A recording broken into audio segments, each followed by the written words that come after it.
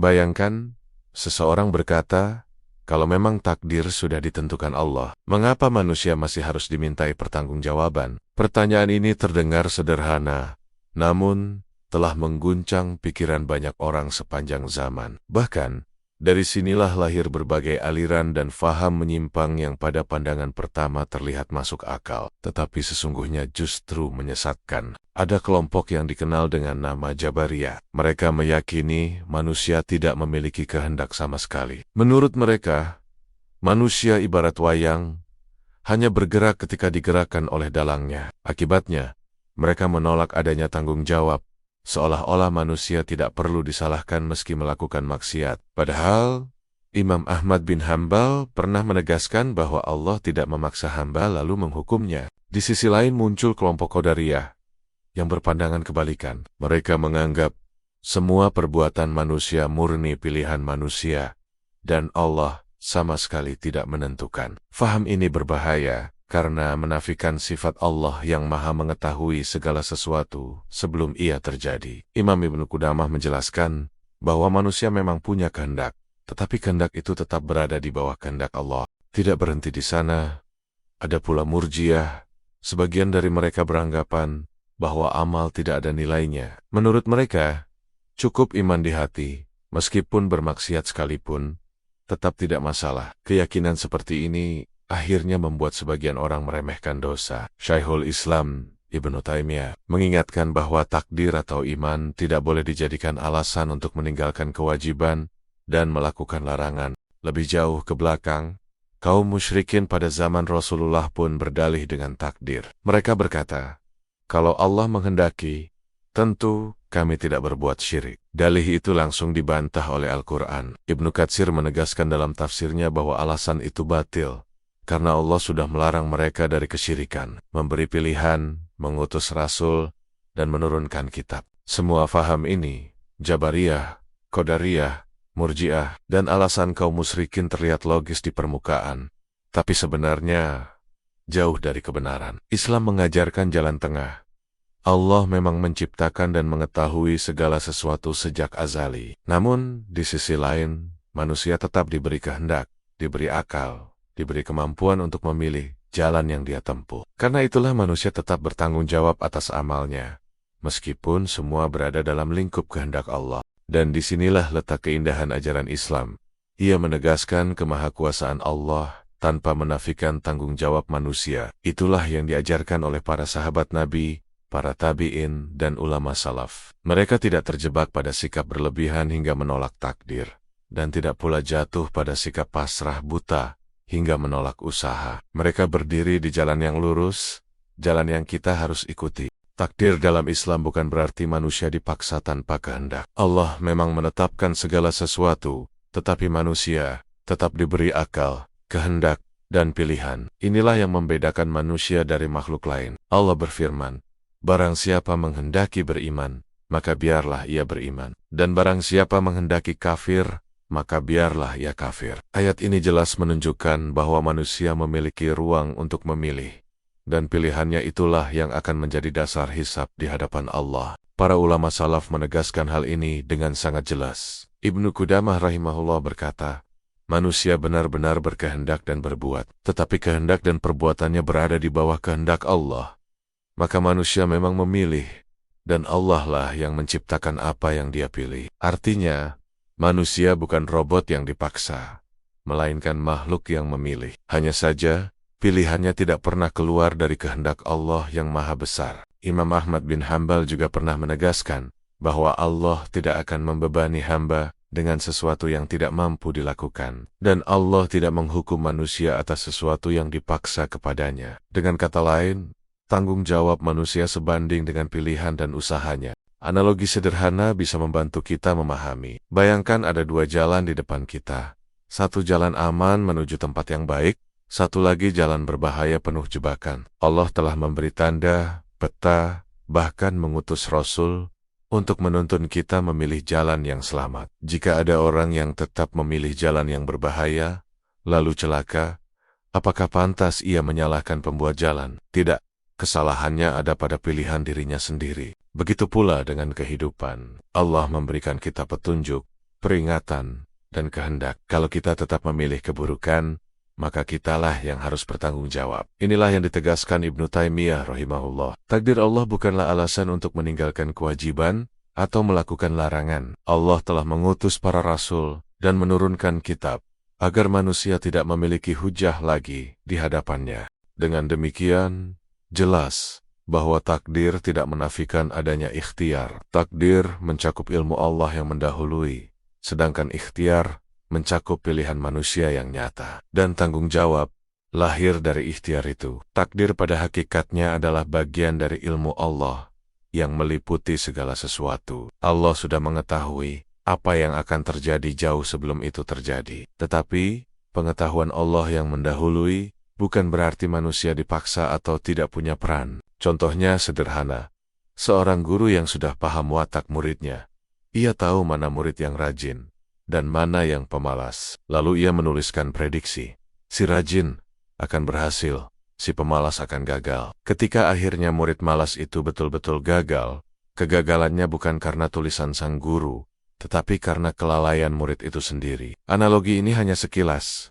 Tentu ilmu Allah jauh lebih sempurna dan meliputi segala hal. Inilah mengapa para ulama salaf menegaskan, takdir Allah adalah pengetahuan yang mendahului, bukan paksaan yang menzalimi. Imam Ibnu Katsir rahimahullah ketika menafsirkan ayat tentang orang musyrik yang berdalih dengan takdir, berkata, Allah sudah melarang mereka dari kesyirikan, memberi mereka pilihan, mengutus rasul, dan menurunkan kitab. Maka tidak ada alasan bagi mereka dengan takdir. Jadi jelas, Allah membantah mereka yang menjadikan takdir sebagai hujah. Namun, di sisi lain, Rasulullah juga memperingatkan bahaya memperdebatkan takdir dengan cara spekulatif. Dari Abdullah bin Amr bin As radhiyallahu anhuma disebutkan bahwa Rasulullah keluar menemui para sahabat yang sedang berdebat tentang takdir. Wajah beliau memerah seakan-akan buah delima.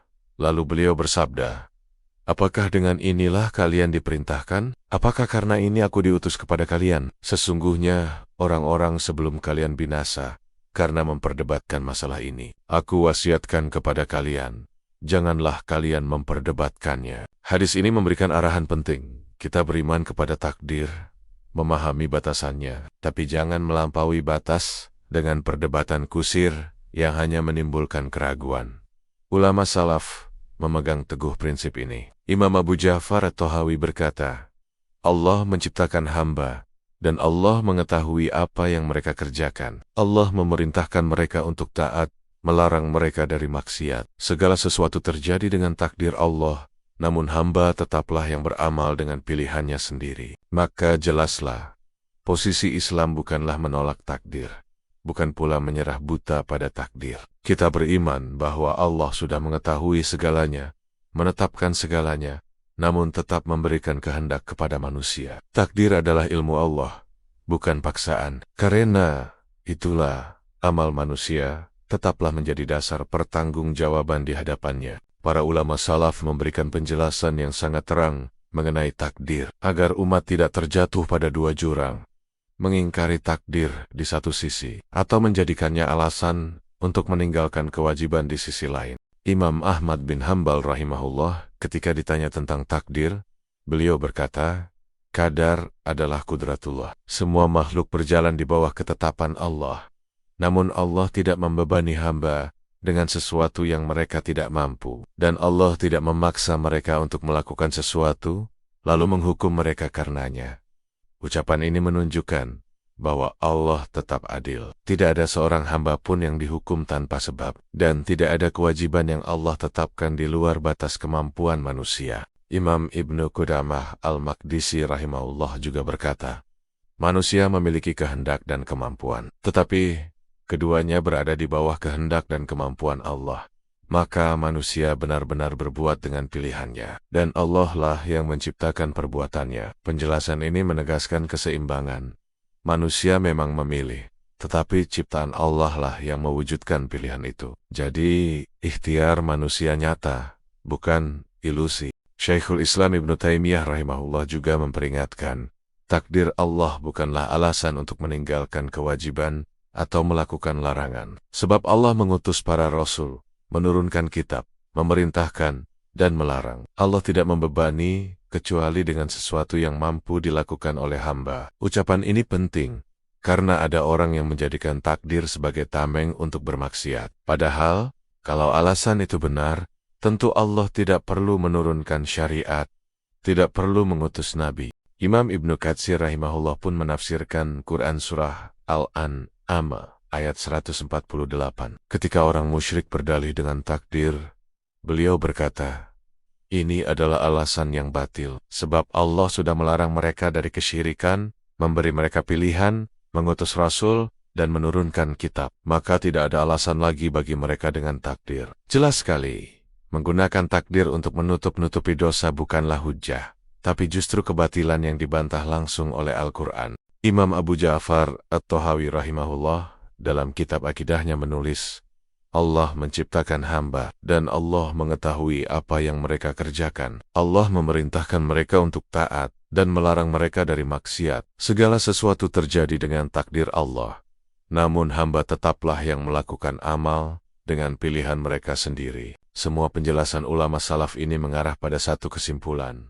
Takdir memang sudah ditetapkan Allah, tetapi manusia tetap memiliki pilihan, tetap berusaha, dan karena itulah mereka dimintai pertanggungjawaban. Barang siapa beramal taat, Allah tetapkan surga baginya dengan rahmat-Nya. Barang siapa memilih maksiat, Allah tetapkan neraka baginya dengan keadilannya. Di antara syubhat yang paling sering muncul adalah anggapan, kalau Allah sudah menentukan seseorang masuk neraka, maka apapun usaha dan amalnya tidak akan berguna. Pada akhirnya, dia tetap akan ke neraka. Sekilas ucapan ini terdengar logis, tapi sebenarnya sangat berbahaya. Karena pada hakikatnya, ucapan itu menuduh Allah berbuat zalim. Padahal, Allah menegaskan dalam firman-Nya, dan Tuhanmu tidak menzalimi seorang pun. Allah juga berfirman, sesungguhnya Allah tidak menzalimi manusia sedikit pun. Akan tetapi, manusia itulah yang menzalimi diri mereka sendiri. Jadi, keyakinan bahwa Allah memasukkan seseorang ke neraka tanpa memperhitungkan amalnya sama sekali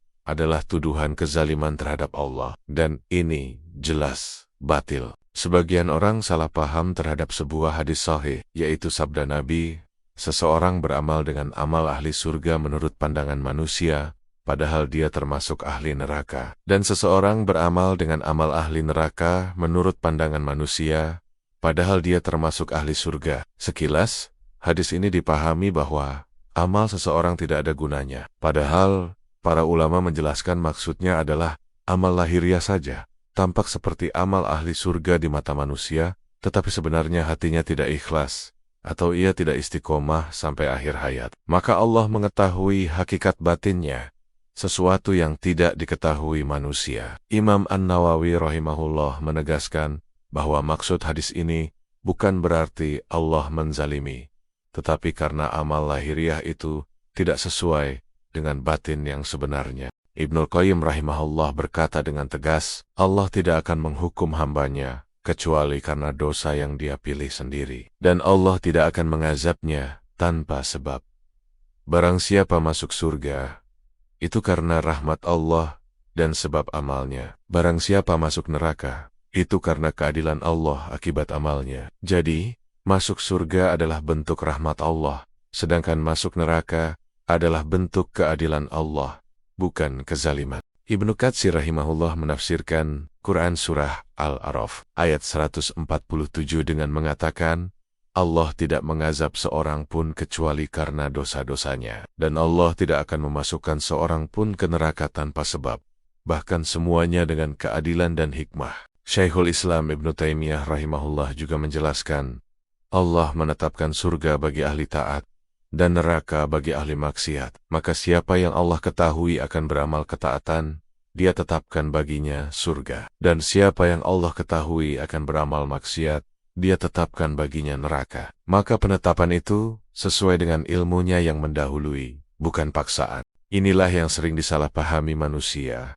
Mereka mengira Allah menentukan tanpa sebab, padahal Allah sudah menetapkan siapa penghuni surga dan neraka berdasarkan ilmunya yang maha sempurna, yang meliputi amal, niat dan akhir kehidupan setiap hamba. Maka orang yang bersungguh-sungguh mencari hidayah, Allah akan mudahkan jalannya menuju surga. Sebaliknya, Orang yang berpaling, Allah biarkan ia sesat karena pilihannya sendiri. Firman Allah menguatkan hal ini, dan orang-orang yang bersungguh-sungguh di jalan kami, pasti akan kami tunjukkan jalan-jalan kami. Dengan demikian, syubhat Allah menentukan seseorang masuk neraka tanpa melihat amalnya adalah tuduhan yang sangat jauh dari keadilan Allah. Islam menegaskan, setiap orang masuk surga atau neraka sesuai dengan jalan yang dia pilih, namun semua itu sudah diketahui Allah jauh sebelumnya. Allah Maha Mengetahui, Maha Adil, dan Maha Bijaksana. Ada satu hadis penting yang sering membuat sebagian orang bingung, tapi sesungguhnya menjadi kunci dalam memahami hubungan antara amal dan takdir. Rasulullah bersabda, amal seorang pun tidak akan memasukkannya ke dalam surga. Para sahabat pun terkejut dan bertanya, termasuk engkau juga, wahai Rasulullah? Beliau menjawab, ya, termasuk aku juga. Kecuali jika Allah melimpahkan rahmatnya kepadaku. Sekilas hadis ini seakan meniadakan peran amal. Padahal, maksudnya bukan demikian. Para ulama salaf menjelaskan bahwa amal manusia, sebesar apapun, tidak akan pernah cukup untuk membayar harga surga. Nikmat Allah di dunia saja sudah tidak mungkin terbalas oleh amal manusia, apalagi nikmat surga yang abadi. Namun, amal tetaplah sebab yang Allah jadikan jalan menuju rahmatnya. Imam An-Nawawi rahimahullah berkata, hadits ini menunjukkan bahwa amal bukanlah imbalan yang sepadan dengan surga, tetapi amal adalah sebab untuk mendapatkan rahmat Allah, dan dengan rahmatnya seseorang masuk surga. Disinilah letak keseimbangan. Amal adalah sebab, sedangkan penentu akhir tetaplah rahmat Allah.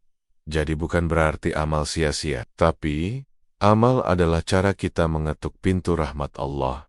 Karena itu Nabi bersabda dalam hadis lain, beramallah kalian, karena setiap orang akan dimudahkan menuju apa yang telah diciptakan baginya. Artinya, siapa yang Allah tetapkan sebagai penghuni surga, Allah akan mudahkan baginya amal-amal ahli surga. Dan siapa yang Allah tetapkan sebagai penghuni neraka, Allah mudahkan baginya amal-amal ahli neraka. Ibnu Taimiyah rahimahullah menegaskan, Allah menetapkan surga bagi ahli taat dan neraka bagi ahli maksiat. Maka siapa yang Allah ketahui akan beramal ketaatan, dia tetapkan baginya surga. Dan siapa yang Allah ketahui akan beramal maksiat, dia tetapkan baginya neraka. Maka penetapan itu sesuai dengan ilmunya yang mendahului, bukan paksaan. Dengan demikian, jawaban atas pertanyaan mana yang menentukan, amal atau takdir? Jawabannya yaitu, amal adalah sebab, tetapi rahmat Allah adalah penentu. Takdir Allah telah mencatat siapa yang masuk surga atau neraka,